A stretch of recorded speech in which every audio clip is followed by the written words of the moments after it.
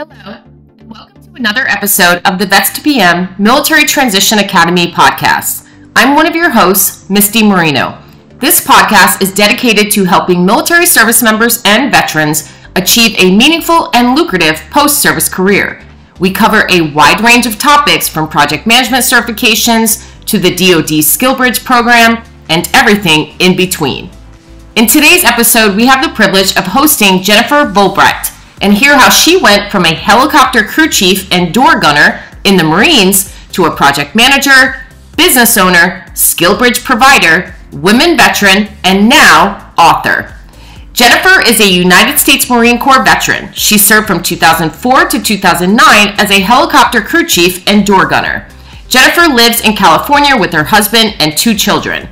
She's the owner of J Vollbrecht Consulting and serves as board member for Women Veterans Giving, an organization that provides training, mentorship, and grant money to women veteran entrepreneurs. She is the most passionate about veteran reintegration causes. Join us to listen to how this veteran transitioned from the military and her advice on how to prepare for the future when you take your uniform off.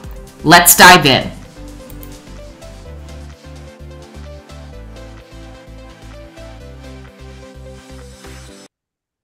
Welcome, Jennifer, to the show. Please introduce yourself for our audience.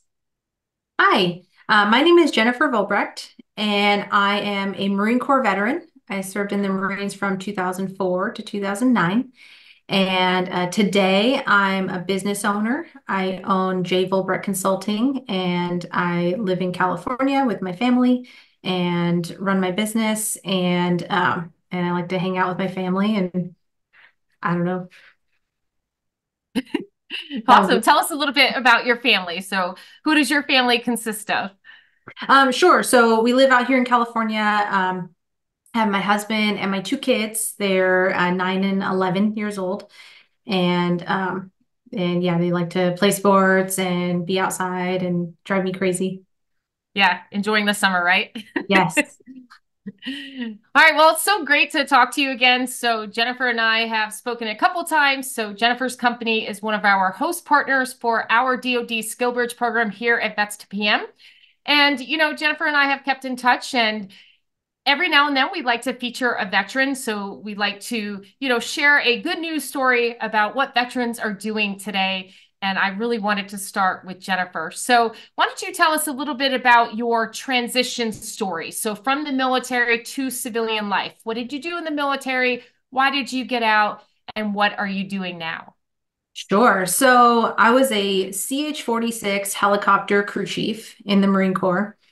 While I was on active duty, because I'm just a tiny bit ambitious, I got my bachelor's degree while I was on active duty. I was enlisted. I was an E5, and I got my bachelor's in professional aeronautics. So I graduated in 2008, and then I got out of the military in 2009. And immediately before I transitioned, they didn't have SkillBridge back in 2009. So I took leave to go to career fairs and to go to interviews. And I had a job offer before I got out. And I had a job offer with a large defense contractor. I found myself out of the military, back on a flight line. I was working on airplanes, building and assembling airplanes for a defense contractor. And during that time, I got my MBA. And so I have my bachelor's degree in aeronautics and then my master's in business. And I took an interest in project management during that time. And while I was working on the flight line, I got myself a mentor who is a program manager, project manager. And she kind of taught me the ropes, everything about putting together a project plans, execution, closeout, and I would assist. And when I say I would assist, like this is like not a paid internship. This was like in my time, outside of working hours. I would be writing closeout documents, variance reports, anything that I could. I would work during my lunch hour to just pick up the skill until I finally earned a deputy project manager role. And so I worked my way into the project management ranks that way by, just kind of taking an interest, getting a mentor, and then ultimately earning the position. And I went to work for a national lab where in that role, I was a project manager and I was renovating and doing construction in nuclear buildings. And so I learned that aviation and nuclear have a really nice, they cross over pretty easily because of the quality assurance and the mission assurance, the regulations, and it just kind of made sense to me. So That's started, awesome. yeah, it was Yeah, I fun. love It was that like, okay, story because, obviously at Vets to PM, veterans to project management, yeah. that's kind of important to us. And so we offer certification trainings and exam preps for the PMP, the CAPM, the ACP, and Scrum. And so when I hear about your story, when it comes to project management, a lot of people think it's just a career or it's a role or it's a responsibility, but it is a skill set. And most people that separate or retire from the military have a skill set or maybe the beginning of that project management skill set. And that wasn't necessarily in your role for your civilian position, but you sought out a mentor and you sought out different opportunities. And that's usually how it happens in the civilian sector, right? There's a lot of talk out there about this is what's in my job description and I only do what's in my job description. And I always say, hey, that's fine. If you only do what's in your job description, then you will only be your job description. But if you are a gap filler, right? And Mm-hmm. that seems like that's kind of what you were, a gap filler, and you utilize your own time, or maybe you put a little bit more work on your plate in order to produce some opportunities in project management. And now look at you. And so that's a really good story because, if you only do your job description, especially when you enter the civilian sector, you will only be your job description. People don't get promoted because they work within the confines of their job description. So any challenges that you faced when it came to your military transition? I know back, when you transitioned, we had a lot of resources then. We have a lot more now, but were there any specific challenges that you faced, going from the military to the civilian sector? Yeah, it was complete culture shock. I remember I showed up to one of my job interviews and they asked me like a question about how would you handle a stressful situation? And so you're asking that to a combat aviator. And so I was like, oh, well, let me tell you about this emergency resupply mission where we got, diverted 3 times and our mission changed. And next thing we had casualties on board and we had to refuel. And it was just like this whole chaotic scenario. And I was like, why did I just give that in a job interview? Like that I, was, I think that's a really good example of most military members have a different idea of what stress is, right? I don't want to say all, but most. And I remember at my first civilian job, they told me when I was leaving. So I left that job to come to Vets PM for full time. And when I was leaving in my going away, they said, Misty suffers better than most. And when they said it was a compliment. And I thought about it on the way home. I'm like, I'm not necessarily sure if that's a good thing.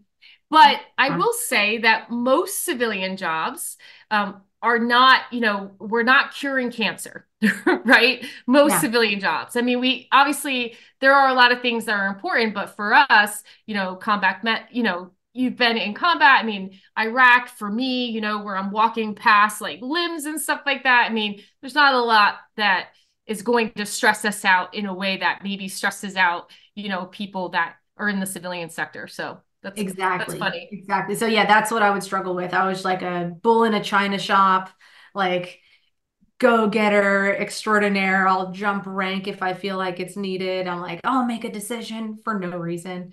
No, there was no life or death situation going on. And so I had to just really kind of hone it in. I had Yeah. to know myself really well and go, oh, I'm doing that crazy thing again where I get Yeah. And aggressive for no I reason. think a lot of us, when we transition, especially, like I transitioned after 20 years, you transitioned from a position where you had to have like sort of authority and you took charge, right? A very directive leadership approach or whatever it may be.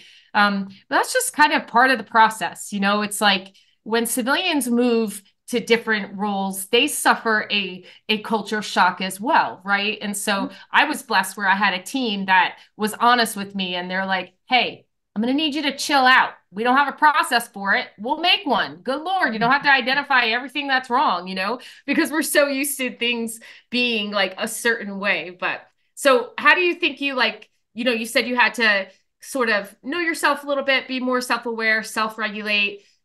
Eventually, did it get simpler or easier, or did anything specific help you do that? Yeah, I think it was time was the Yeah. biggest factor, as time went on and I get more comfortable, more comfortable with my skills. I have more tools in my toolbox, other than Yeah. just complete aggression. And, I learned to just kind of Yes. develop that. I developed in my education and my career. And, after, it took years. It took probably 3 to 5 years before I was just really comfortable in my leadership, in my civilian role, and where I wasn't like, constantly comparing it to the military. And I think, for all military members that are transitioning to the civilian sector, it's important to cut yourself some slack and extend some grace. And the civilians around you, they may not, and that's okay because they're not familiar with what you've had to do or deal with, right? But eventually you start learning the culture, you start learning accepted behaviors, you start learning what's appropriate, what's not appropriate, right? And then you can adjust. And I think that's one of the best things about military members is that, well, most people say we're adaptable. So we need to prove that we are adaptable and we're flexible and that we have a growth mindset. So that's Right. awesome. So project management, this is something that you've learned, like, heck, this is what I want to do. And now all of a sudden you have a company. So why don't you tell us a little bit about that? Sure. So the company J Vollbrecht Consulting, we do project management services for the federal government and professional and technical services. And so we'll come in on all different phases of a project, and we might help with project planning. We might provide project coordinators or project controls to do schedule and budgeting. And then we'll also do quality assurance. So come in with a project management office and say, yep, this procedure meets the intent of the federal regulations. Those are kind of the things that we do, and we primarily work with the Department of Energy and the national laboratories. So we found our little niche where we perform really well. And Yeah, the that's awesome. company has grown tremendously through, I've had a lot of mentors and a lot of coaches, and I got introduced to Vets to PM, and we're partnered, we're bought in, right? We're like, hey, Yeah. give me those transitioning veterans, we can use them. And so we've used all the tools that we gathered along the way, and we've built this company. I started it in 2019, and so we're 5 years old now. Yeah, that's awesome. And just to hear, you got your bachelor's when you were in the military, then you got your master's, and then you moved on to project management, and so you separated from the military, you said in 2009, right? Mhm. And then you started your company in 2019. So bridge the gap for us a little bit. So what made you want to sort of go out on your own and now be a business owner? Yeah, I always had curiosity about being a business owner, but I didn't have a solid business idea. And so I was trying to hone that in. What I can picture this lifestyle where I don't have a supervisor who's going to tell me what my salary is, or I Yeah. don't have a supervisor that says, you need to be in this role for 3 years. There's people ahead of you, and just be Yeah. in this like hierarchy of an organization. And I really wanted to be in charge of my own destiny. That was my vision and my dream. And it was probably 2018 where I got the idea that, oh my gosh, project management consulting, like as a project manager, I know Yeah. I could use some help, right? I can hire consultants, and I do. I would hire consultants, and I'm like, man, I could do this and I could scale it on my own. I could go, start my own company. And so I, talked to my husband about it. Hey, this is my idea. He was ridiculously supportive. Like, yeah, of course you should do that. Why wouldn't you? And it took me about a year to actually be brave enough to, I was working as a project manager in a really great position, and, quitting my job to start my own company. And so that was really scary. But, ultimately it was basically like me moving into my purpose, right? It was a Yeah. big decision, but it was very meaningful for me. No, that's awesome. At Vets PM, we try to help veterans achieve a meaningful and lucrative post-service career, whatever those definitions mean to you, right? So if you think about meaningful, it's like we're a part of something big when we serve in the military. And that's where most veterans have a hard time, right? When they transition, to the civilian sector, because it's like we're not curing cancer. It's not a matter of life and death all the time, right? And for some veterans, that's really hard to adapt to, but it just seems like you put in the time. So one, you got your education, you got some experience, and then you did the work for a while. And I'm hearing a lot about network and connections and mentors, and you built relationships, which, I had a chief one time, Chief Brooks. He told me never underestimate the value of a bag of bagels and a tub of cream cheese and what that can do for relationships. And basically he was saying it's like that's your gateway. If you need help on, a finance system, go to the secretary, but bring a bagel and cream cheese or something like that. And it seems like you've established those relationships and now where your company is. So why don't you take us a little bit from, when you started 2018, this concept, to now 2024. So what you doing now? Where are you at? How many people work with you or for you? And I would love to hear how you're helping the veteran community.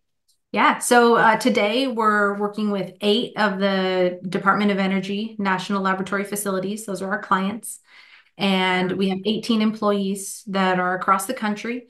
Some of them are working on site and some of them are working remotely in multiple states. And we have assembled an advisory board of our most trusted mentors, folks that, that I've worked with in the past or that I've partnered with in the past that I trust completely. And I give them, or I schedule quarterly meetings where I give them an update. Hey, this is what I'm working on. This is what I'm struggling with. This is what I need help with. But most importantly, in addition to the quarterly meetings, they answer the phone when I call. Wow. And hey, Jen, what's going on? What can I help you with? And so building those mentors around me. And then we also, in 2019, no, sorry, in 2022, 2 years ago, we got into the formal mentor protege program, which is a program with the Small Business Administration. Yep. And so I have a large company who has agreed to mentor my small company.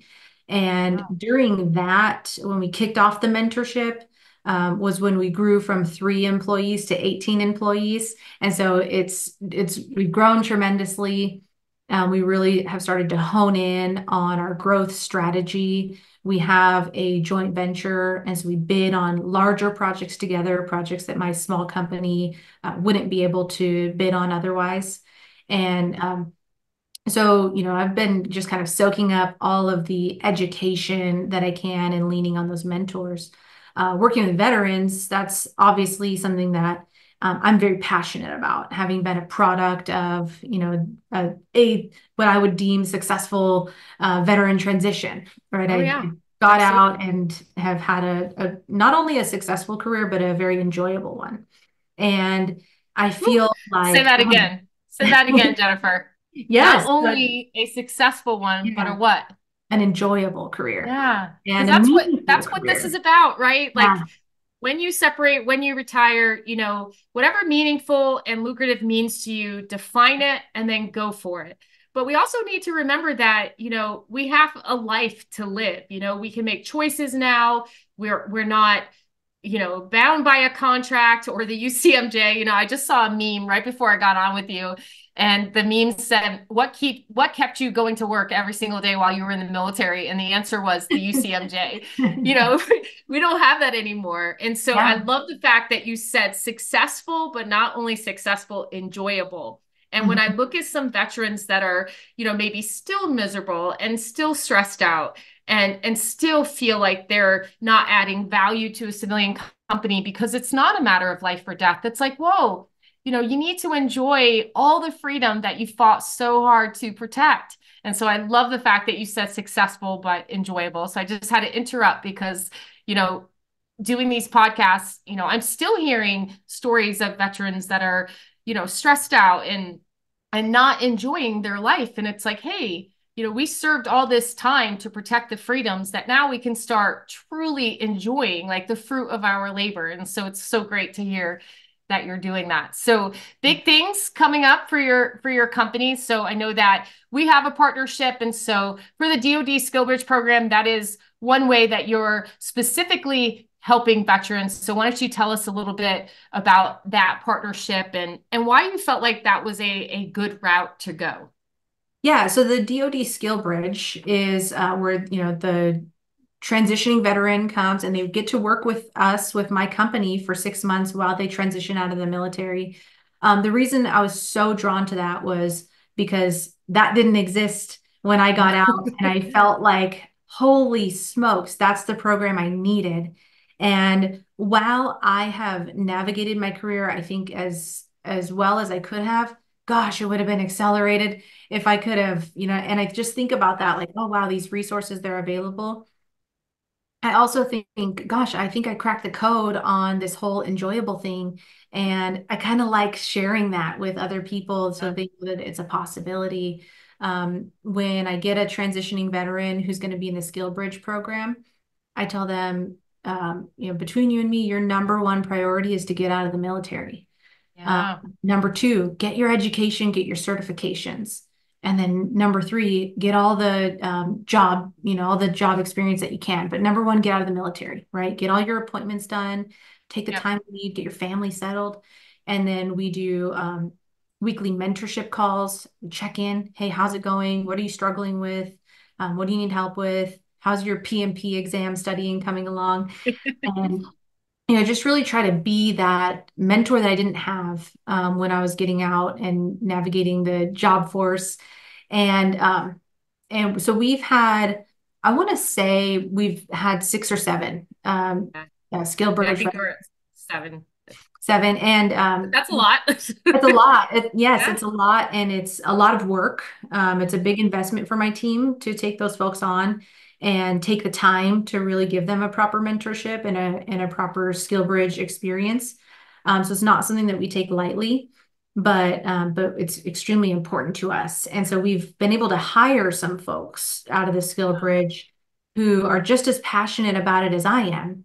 And so it's really cool because we're all invested in making sure that these veterans, we're not doing this in mass. We're not doing it, trying to change the whole world. We're just working with, one veteran at a time. Hey, you're transitioning. What do you need? And oh, you want to be a project manager. Well, where do you want to live? And how do you want your lifestyle to be? And then we work it out from there. And if they can't work with my company and meet their expectations, then I tell them, bring me some job offers and let's talk through the salary negotiation. And so we're still very open-minded in helping them to get out and to navigate that. It's awesome. And, the DoD SkillBridge program, it's changing every single year because it is getting big. I mean, in 2019, when it first started, there were 496 interns. And today there's around 12,000. Wow. There were maybe like less than 100 companies on the list, and now there's like 12. I mean, there's so many. Yesterday we had a little call to kind of look through the years of SkillBridge, and so it's changing, and so there's going to be a lot of different rules and regulations updated, whatever it may be. But the opportunity is there for not only veterans to learn, learn a new skill set or develop the skill set that they're bringing from the military, but also just to get on the job training and real like life experience in the civilian sector. But it's also a great opportunity for small businesses, medium businesses, and large businesses to optimize veteran talent because, I'm human resources, 24 years, worked HR at a global company. And, how many veterans we have in our company is something that we report, and so everyone always says they want veteran talent, but we always say, all right, well, show us, get on the SkillBridge partner list and let's do this, or join Vets to PM and we can host your program or manage your program. So it's so great to hear, your story from when you separated from the military, and just, obviously hearing your story, you've done some work, right? You've taken some action. And that's one thing that I always try to tell the veterans, like, no one's going to do it for you. And contrary to popular belief, no one's going to knock on your door and say, I have a job for you. Yep. You have to put in the work. And so you got your bachelor's, you got your master's, you took on some opportunities that weren't part of your job description. And then you said, hey, I can do this myself and be a business owner. And, and then you started small and now you've scaled and now you're helping the veteran community by offering internships at your company. There's also another way that you're helping the veteran community. So why don't you tell us about your passion project that's going to be released in a couple weeks in August. I would love to hear, what made you, tackle this project and what is your hope for it? Yeah. So we talked at the beginning of the interview, we talked about my family and raising children. And so I started to get interested in the contrast of being a Marine Corps veteran and then being a mom. And they're like stark opposites, right? Feminine and then like totally different, aggressive, go-getter mentality. And as a mom, I love, I love being in that role as a mom. And I felt like I wanted to share my veteran story with my kids. And I wanted them to know, like, oh, your mom, okay, maybe I'm not that cool anymore. Maybe I just take to school. Or, they see me running my business and so they see, what I do now, but they might not know that I used to fly around in helicopters and hang out the door and, do deployments and even like all the training that went into that, going to boot camp and combat school and all of those aspects. So I started to just explore like telling those stories to my kids and just like, how did they accept it? Like, I would be like, oh, if I'd see a helicopter in the sky, like, oh, I used to fly on those. And they're like, what? And so really started to like hone in on telling that story. Well, then I decided at some point that I wanted to write a book about it and share that experience of sharing my military experience with my children and, allowing them to really see me as a whole person, not just their provider, not just their mother, the nurturer, but like as a person. And so as a Marine Corps veteran, that's something that's, big in my identity is being a veteran and being a business owner and all those things. So I wrote a children's book. Wow. And it comes out in such a niche market too. It's a hard market to get into, children's books, right? Everybody can self-publish anything else, but children's books, that's a hard market to get into. So that's awesome. It is hard. And I'm the queen of niche, right? With the business, with the Department of Energy, and we really like found our little niche. And now it's like women, veteran mothers. Like how much more does it get? But it's for me, I think it's something that's really important is being able to share the story. But the story doesn't just apply to women veterans. I think that veteran or military families in general, it can really kind of crack the code on how to start those conversations about, wanting to share your military experience with your families, maybe even just wanting to talk about it. And then even if you're not a military family, but maybe you appreciate the military and you want to share that option with your kids, like, hey, some kids, have parents who served in the military, and being in the military is a career field or, potentially something that you could get into. So I think while it is extremely niche, I think it's also kind of opens up opportunities to have conversations with kids about military service, about patriotism, courage, maybe doing something that's really hard. And so I'm really excited about the children's book. I actually have a copy here. The first, this is my author. My mom is a veteran. That's my awesome. mom is a veteran. Yeah, and it's the author proof here. I'm doing the final edits and getting it all uploaded for print. And we are taking pre-sales now. And is it okay if I talk about the website? Of course. Okay. So it's www.mommymarine.com. Now we're taking pre-sales. And the website's all built out. It's really cool. There's a story or a video of me talking about the book and some samples of the illustrations there. And so the pre-sale phase is live, and then the book will ship in September. That's awesome. And it's just such a, a really good example of there is life outside of the military. And I know we've talked about this before, but, our entire identity doesn't have to be the, hey, we are a veteran. However, it can shape a lot of things that we do. And so if you look at your business's origin story, obviously you want to, provide project management and other services to the government, Department of Energy, and then now you're working with veterans, Vets to PM and SkillBridge program, and you're hiring them, as many as you can. And then now you're writing a children's book to explain, like, hey, like this is what I did. And there's only about, now the number's 0.78% that serve in the US military. It's not even 1% yet.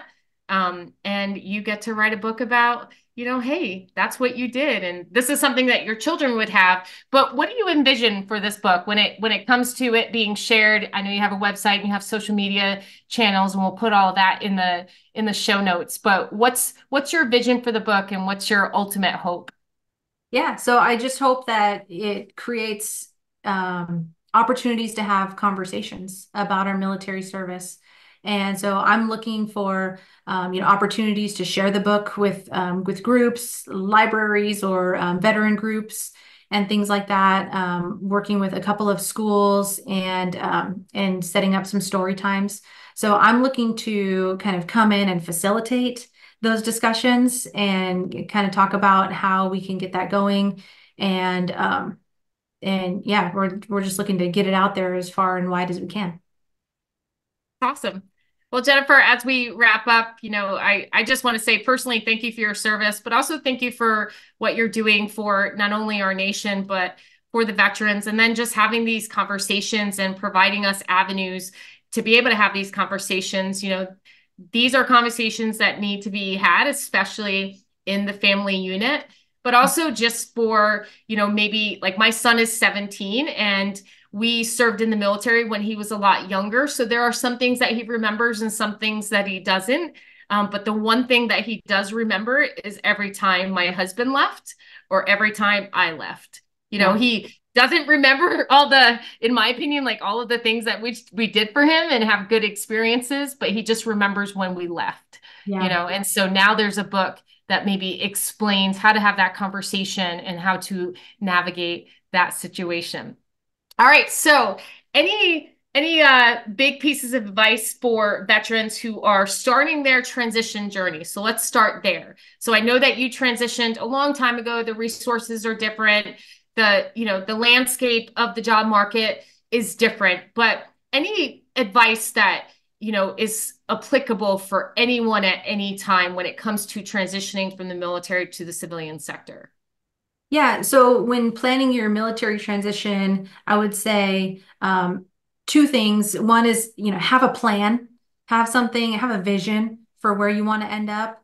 And then also on the exact opposite spectrum of that is just be open-minded to what it can turn into. You don't have to stay, within the confines of your military job or your MOS.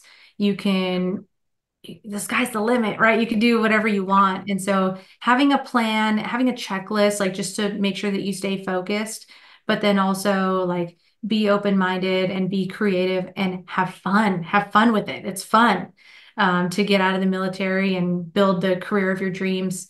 And, it can really be very rewarding. Absolutely. And what about for project managers? So that's obviously something that you specialize in. Any advice for the military, member that is thinking, okay, I have this skill set. I'm not necessarily sure what I want to do with it. I don't know if I want to be a full-blown project manager, but hey, I have this skill set. Any advice for anyone that's pondering project management? Yeah, I mean, I'll be completely biased. It's the best. It's the best career out there. Really is. Yeah, It really you're is. like In running fact, things. I miss big project managing big projects like Yeah. a $42 million construction project. I mean, I miss like 50,000 stakeholders, like it's a great career. It's so satisfying to see something come from ideation, like it's an idea. And then if we put all of these systems and controls in place around it, then all of a sudden, next thing you know, there's a building standing there. And it's really fulfilling and satisfying. For me, it was always about finding a project that had purpose for me. And what resonates deeply with me is like being valuable, making an impact, and patriotism and national security. And so we found our niche with the Department of Energy projects. But I would say, like, find that purpose, like what really drives you, what gets you out of bed other than the UCMJ and gets you logged into logged into work, or really gets you excited about being a contribution. Yeah. And then one last piece of advice. So any business that is on the fence about, utilizing the DoD SkillBridge program to secure veteran talent, what would you say to them? I would say try it. And two things: try it, and then also when you're selecting your SkillBridge resident, do your due diligence and make sure they're going to be a good fit. Don't just take the first applicant, because I have heard that where they weren't really picky about what they wanted. So really think about, what do you want in a SkillBridge resident, and what is your business, and what would work well, and then find the perfect match, and then just try it. And really, really, it's going to be successful if you're passionate about it and put the work into it. And like I said, it's not something easy that my company does. It's a big commitment, but it's worth it. It's worth all the time and energy that we put into it. Awesome. All right. Well, if people would like to connect with you, besides, we'll put the information about your book and the social media channels and the website and any other information that you have for upcoming events this month. But if people would like to connect with you, where can they find you? The easiest place to find me is on LinkedIn, is Jennifer Vollbrecht on LinkedIn. Okay. And then if anyone wants to work with your company, how do they get started? Yeah, so jvc-inc.com. Check out our website. We post job openings, and we have a pretty active LinkedIn page. And so you can always get the latest alerts and announcements there. That's awesome. All right. Well, it was so great to have a conversation with you, Jennifer. Like, good news about veterans. Unfortunately, there's a lot of bad news out there about the military or veterans, and whatever it may be, but we always like to highlight those that are making a life for themselves outside of the military. So you are exactly the reason why we do what we do. And so at Vets to PM, we work really hard to help veterans achieve a meaningful and lucrative post-service career, and it's awesome to see that in action. So thanks so much for what you did in the military. Thanks for serving our country. Thanks for what you do for veterans today. And also thank you for what you're going to do for the best population of the military, and those are the military children. So great to have you, and we will talk to you soon. Awesome. Thank you. Tuning in to today's episode of the Military Transition Academy podcast. If you found today's episode helpful, please share it with your fellow veterans and friends. Don't forget to subscribe to the podcast so you never miss an episode. We'd love to hear from you. If you have any questions, feedback, or topics you'd like us to cover, feel free to reach out to us. You can connect with me, Misty Marino, on LinkedIn, and visit our website at vets2pm.com for more resources and support. Take care, and talk to you soon.